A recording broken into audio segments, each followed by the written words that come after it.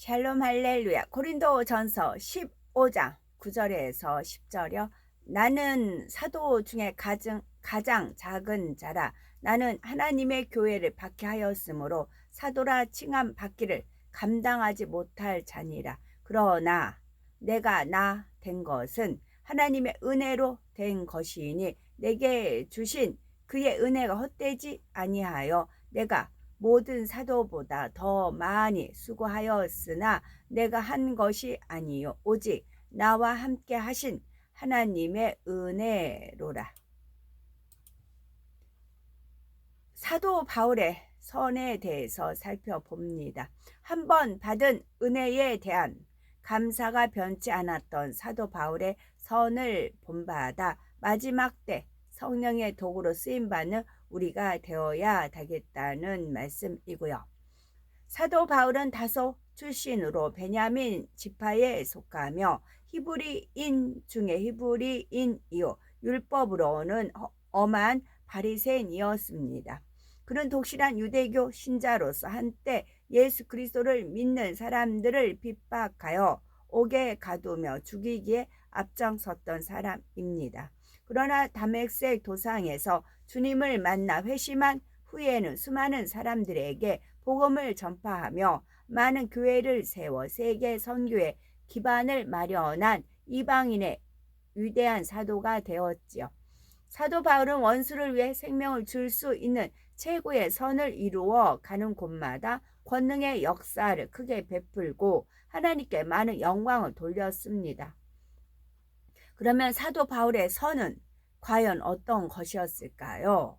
사도 바울의 선은 하나님의 섭리 가운데 택정함을 입었죠. 원래 사도 바울은 의가 아주 강한 사람으로서 자신이 가진 지식과 자기의 의로서 다른 사람들을 누르기를 좋아했고 어떤 것에 대해 변론하기를 즐겨했던 사람이었습니다.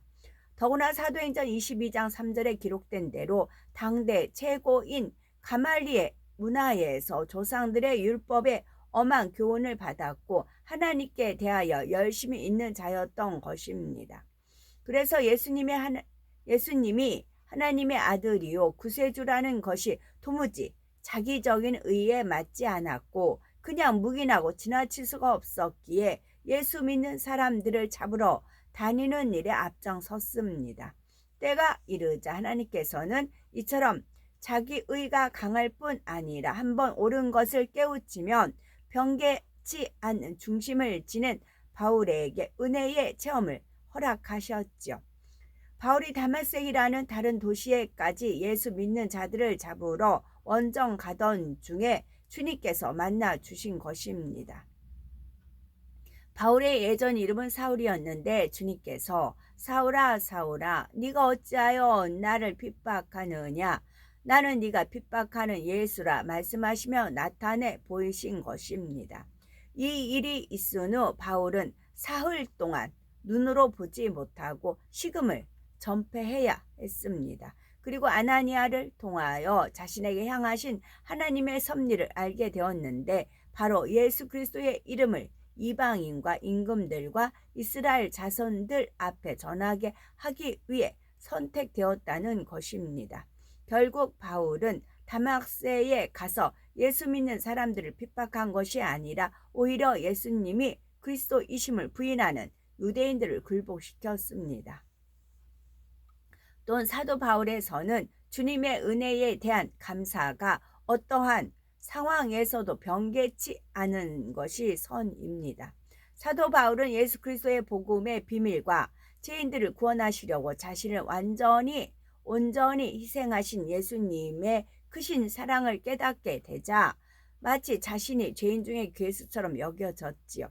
그런 자신의 모든 허물과 죄를 용서하시고 구원해 주셨을 뿐만이 아니라 오히려 귀한 사명을 주셨으니 주님의 은혜에 깊은 감사를 드릴 수밖에 없었습니다. 이러한 감사의 마음은 어떤 상황에서도 결코 변하지 않았습니다. 모진 핍박과 어려움을 당하면 당할수록 더욱 깊고 진한 감사의 고백이 나왔던 것입니다. 사도 바울의 사도 바울이 받은 고난에 대해서는 고린도 후서 12장 23에서 27절에 잘 나옵니다.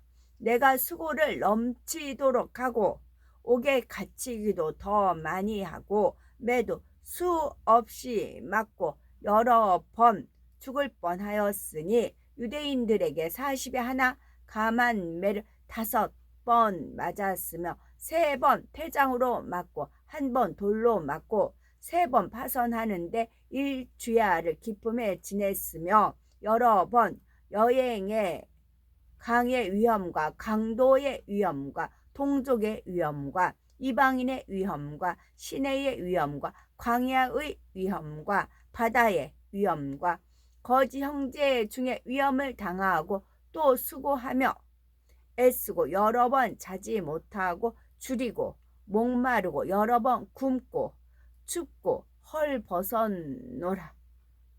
굶고 춥고 헐 벗었노라. 이처럼 사도 바울은 죽도록 충성하며 많은 고난을 받았지만 마음 중심에서는 주님의 은혜와 사랑에 대한 감사가 끊임없이 더욱 진하게 흘러나왔습니다. 아무리 곤란한 상황이라 할지라도 결코 서러워하거나 낙심하지 않았고 깊은 감옥이나 파선의 위험 속에 있다 할지라도 아무런 문제가 되지 않았습니다. 오히려 앞을 향해 갈 수 있는 채찍질로 여기고 많은 상급을 쌓게 하시며 주의 은혜를 갚을 수 있는 기회를 마음 중심에서 기뻐 감사하였던 것입니다. 오늘날 많은 사람들이 나도 주님의 은혜에 감사하며 처음 믿은 때부터 지금까지 그 마음이 변하지 않았습니다. 고백하지만 과연 바울의 고백과 비교할 수가 있을까요? 주님의 은혜에 감사하며 산다 하지만 과연 바울과 같은 고난이 허락되어질 때 바울처럼 중심에서 감사할 수 있는 분이 얼마나 될까요? 바울의 고난에 비하면 고난이라고도 할 수 없는 작은 어려움에도 인해 절망하고 낙심하지 않았는지요. 하나님의 나라에 충성하고 모든 것을 다 드리기까지 헌신했는데 원하는 대로 축복이 임하지 않을 때 혹여 마음이 슬퍼지지는 않았는지요. 또는 자기 스스로 실망하여 나는 사랑을 받지 못하는 사람인가 보다 하는 육신의 생각으로 많은 분야에서 포기해 버리지는 않았는지요. 만일 이러한 마음이 들었던 분에게 바울과 같은 고난이 임한다면 과연 감사의 고백이 나올 수 있을까요?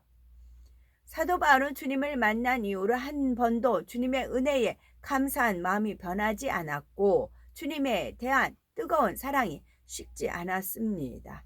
그래서 주님을 만난 이후로 주의 복음을 전하기 위해 죽도록 충성하고 종국에는 순교의 자리에 이를 때에도 오직 감사의 고백을 올릴 수가 있었지요.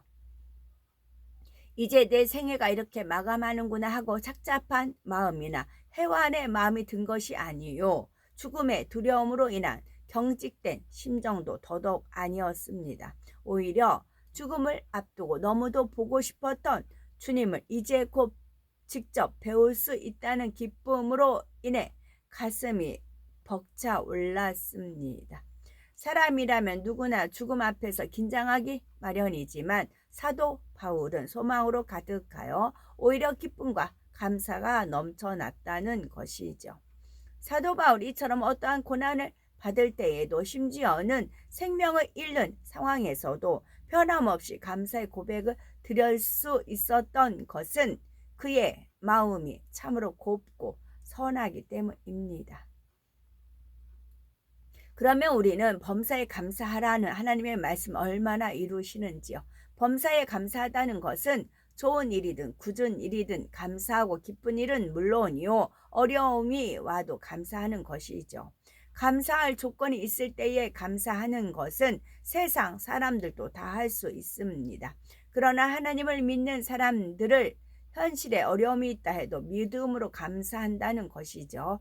기도하고 간구하면 어떤 문제도 해결해 주시는 하나님을 믿음으로 감사할 수 있는 것이요. 또한 내 뜻대로 되어지지 않고 고난을 받는다 해도 나를 사랑하시는 하나님을 신뢰하고 사랑함으로 감사할 수 있습니다.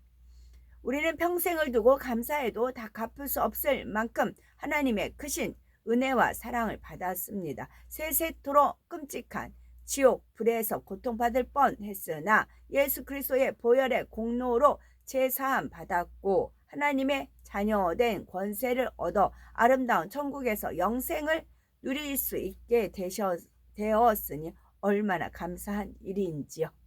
베드로전서 1장 7절 너희 믿음의 시련이 불로 연단하여도 없어질 금보다 더 귀하여 예수 그리스도에 나타나실 때에 칭찬과 영광과 존귀를 얻게 하려 함이라 했습니다. 로마서 8장 18절은 생각건대 현재의 고난은 장차 우리에게 나타날 영광과 좋게 비교할 수 없도다 했지요. 그러니 믿음의 시련을 통해 더욱 온전케 하심에 감사하고 주님을 인하여 잠시 받는 고난을 비교할 수 없는 영광으로 갚아주심에 감사할 수 있는 것입니다.